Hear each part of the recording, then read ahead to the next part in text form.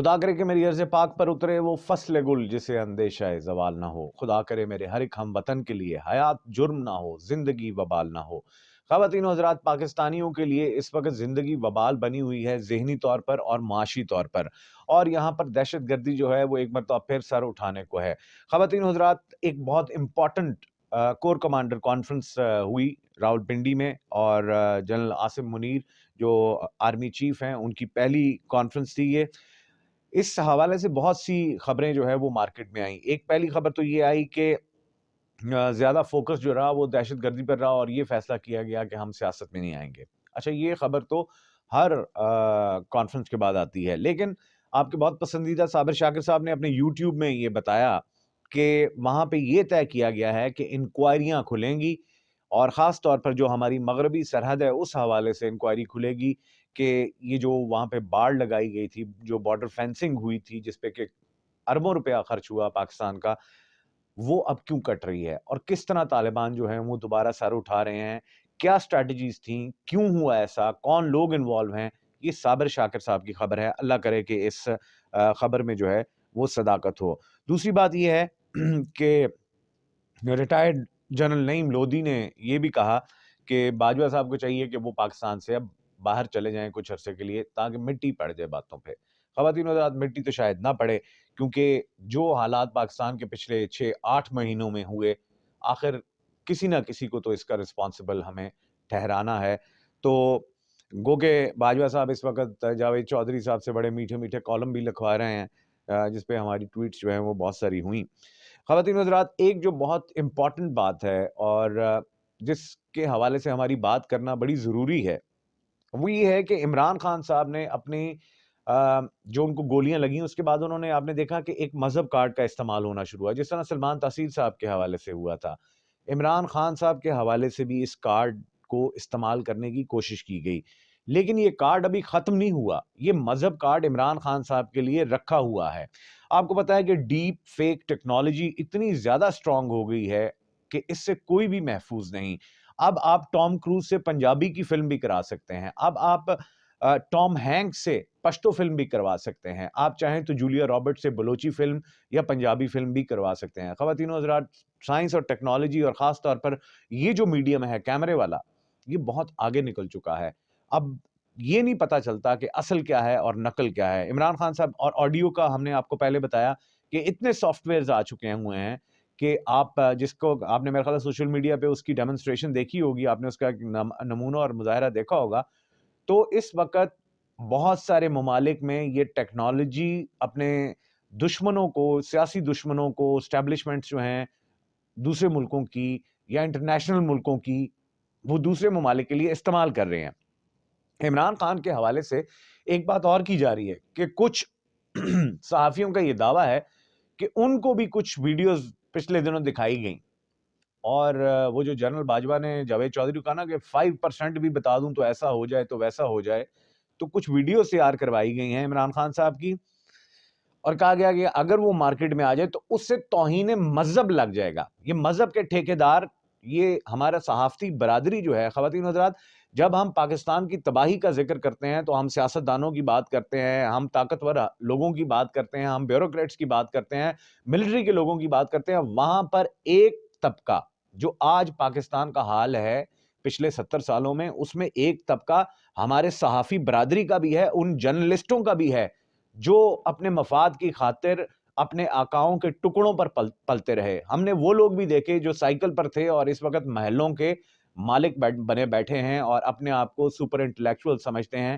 ان لوگوں کا بھی اتنا ہی کردار ہے کہ جتنا کہ باقی سیاستدانوں اور باقی سٹیک ہولڈرز کا ہے، کہ پاکستان یہ جو نئی لوٹ آئی ہے، جو یوٹیوب پہ آئے ہیں یا جو نئے ینگسٹر آ رہے ہیں، انہوں نے آ کر ان کی یہ عمارت جو پرانی کھنڈر ہے ان کو اب گرانا شروع کر دیا ہوا ہے. لیکن چونکہ یہ اتنے پرانے ہو چکے ہیں، اتنے سٹرونگ ہو چکے ہیں کہ ان کی ڈائریکٹ رسائی ہے ان تمام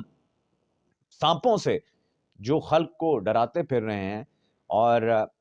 ذکر میں یہ کرنا چاہ رہا ہوں کہ یہ ٹولہ جو صحافیوں کا، وہ جو ٹولہ ہے جو اس وقت آپ کو ٹی وی پر زیادہ تر اپنے آپ کو ویٹرن کہتا ہوا نظر آتا ہے یا اخباروں میں نظر آتا ہے، یہ بھی اسی مافیا کا حصہ ہے جس مافیا کی وجہ سے آج پاکستان یہاں پر پہنچا ہے. تو بات عمران خان صاحب کی توہین کے حوالے سے تو وہ ویڈیوز ان صحافیوں کو دکھائی جا چکی ہیں کہ یہ ویڈیوز خان صاحب کی ہمارے پاس ہیں، جو کہ تیار کروائی گئی ہیں ہماری خبر کے مطابق، اور کہ اگر وہ مارکیٹ میں آ گئیں تو شاید ان پر توہین مذہب لگ جائے گا۔ توہین مذہب کے حوالے سے کل مفتی منیب الرحمان صاحب بھی جناب مارکیٹ میں تشریف لائے اور بڑی عجیب و غریب بات کی خواتین و حضرات، یہاں پر مذہب کے نام پہ لوگوں نے کیا کچھ نہیں کیا، اور مفتی منیب الرحمان عمران خان صاحب نے ذکر کیا کہ قرآن کی ان کے منہ سے نکلا کہ قرآن کی آیت ہے کہ دوسروں کے عیبوں پر پردہ ڈالو۔ اس کے حوالے سے مفتی منیب الرحمان صاحب نے ایک بیان جاری کیا، ٹویٹ کیا کہ خان صاحب سے نے فرمایا کہ قرآن کی آیت ہے کہ دوسروں کے عیبوں پر پردہ ڈالو، ان سے گزارش ہے کہ قرآن میں ایسی کوئی آیت نہیں، تاہم قرآن کریم میں اللہ تعالیٰ نے دوسروں کی عیب جوئی، طعنہ زنی، ٹول لگانے، تمسخر اڑانے، برے ناموں سے پکارنے، بدگمانی، تجسس اور غیبت سے منع فرمایا ہے۔ البتہ حدیث پاک میں دوسروں کے عیوب یعنی عیبوں پر پردہ ڈالنے کی ترغیب بھی دی گئی ہے۔ لیکن خواتین و حضرات، یہ بات بڑی امپورٹنٹ ہے۔ اب عمران خان صاحب پاکستان کی تاریخ کا وہ واحد بندہ ہے جو اللہ اور رسول کا نام یونائیٹڈ نیشن میں لے رہا ہے، جو امریکہ میں لے رہا ہے، اور یہ جو مولوی جو سرکاری نوکریوں پر جن کی ساری عمریں پل گئیں، انہوں نے پچھلے 70 سالوں میں کبھی یہ نہیں کہا کہ حکمرانوں کو یہ نہیں کہا کہ آئیں آپ اللہ کا ذکر کریں، اللہ کا نام بھی جو ہے وہ آپ لینے کی کوشش کریں۔ ایک لیڈر جس کو کہ کل جس نے ٹرکش ٹیلی ویژن نے ذکر کیا تو انہوں نے یہ کہا کہ عمران خان صاحب جو ہیں وہ ایک انٹرنیشنل لیڈر کے طور پر ابھر کے آ رہے ہیں، مسلم امہ میں ان کی محبت بڑھتی جا رہی ہے، اور یہ بات جو ہے یہ انٹرنیشنل آقاؤں کو نہیں پسند، اور ان کے غلام جو یہاں کے آقا ہیں ان کو نہیں پسند۔ تو عمران خان صاحب پر مفتی منیب الرحمان صاحب نے کہا کہ اللہ تعالیٰ ہم عاجز بندوں سمیت خان صاحب اور سیاسی تمام سارے سیاسی قائدین کو کتاب و سنت کے احکام پر عمل کی توفیق عطا فرمائے۔ مفتی منیب الرحمان 28 دسمبر 2022۔ اب آپ دیکھیں عمران خان صاحب نے جملہ کہہ دیا کہ قرآن پاک میں عیبوں پر پردہ ڈالنے، اور حدیث مفتی صاحب نے کہا کہ وہ موجود ہے۔ اب ایک تو بات یہ ہے کہ خان صاحب تھوڑی سی احتیاط اس طرح لیں کہ آپ یہ بول دیں کہ قرآن کی آیت ہے یا حدیث ہے اور اس کا مفہوم ہے۔ بڑا آسان جملہ ہے، کوئی اگر عمران خان صاحب تک یہ بات پہنچا سکتا ہے، کیونکہ ان کے ارد گرد جو مشاورت کرنے والے بیٹھے ہیں وہ بھی ماشاءاللہ بہت عقل مند اور سمجھدار لوگ ہیں، لیکن خان صاحب کو بتا دیجئے کہ یہاں پہ چونکہ مذہب کے ٹھیکیدار بہت ہیں، گو کہ مقصد جو ہے وہ میسج پہنچانا ہے، آپ صرف یہ کہہ دیں کہ قرآن پاک اور احادیث کا جو یہ مفہوم ہے کہ دوسروں کے عیبوں پر پردہ ڈالو، حدیث کا مفہوم ہے، آیت کا مفہوم ہے، ڈائریکٹ یہ نہ کہیں کہ قرآن کی یہ آیت ہے، کیونکہ اس سے پھر یہ ہوتا ہے کہ یہ لوگ جو ہے وہ پھر فتوے جاری کرنا